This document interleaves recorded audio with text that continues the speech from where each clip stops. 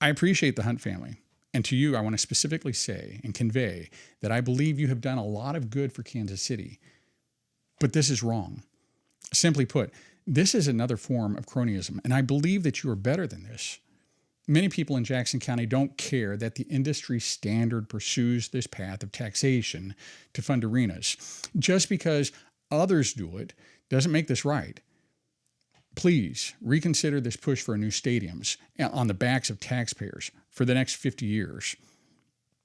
As for John Sherman, the current majority owner of the Kansas City Royals, I can't say much. I don't know much about him. Still, it's not right to expect the taxpayers, many of whom are struggling to make ends meet, to pay between $2 billion and $4.5 billion to build somebody else's fantasy.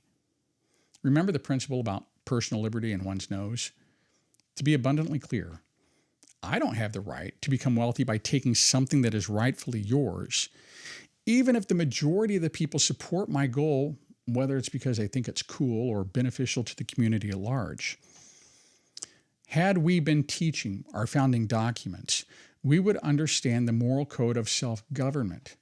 In many situations, it means that just because you can get away with it, a principled individual will use restraint because at the heart of the matter, they recognize this is taking advantage of others, many of whom have no voice. In this case, the Hunts and Shermans, like other major league sports owners, have convinced local governments to disregard the values of our founders and seek the majority rule to authorize and force public theft of the citizenry. That's what mob rule is, which is precisely why our founders abhorred democracies. It's possible one could challenge the idea of bringing question 1 to the ballot on April the 2nd under the guise that it violates Article 4, Section 4 of the Constitution. Not that we should justify any form of cronyism, but come on now. This is in the name of entertainment.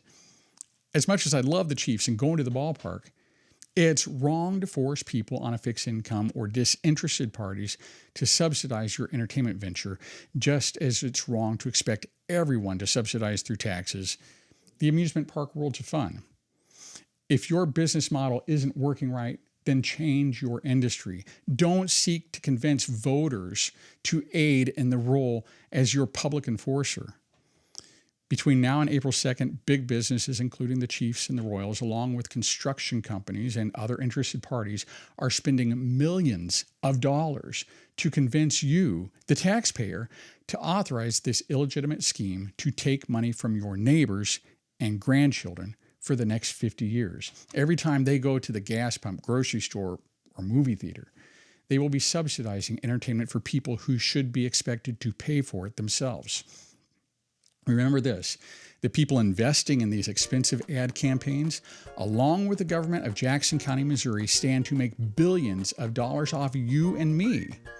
And after what the Jackson County Legislature and Frank White has put us through with our real estate taxes this past year, it's time we tell them your load of straw has finally broken the camel's back.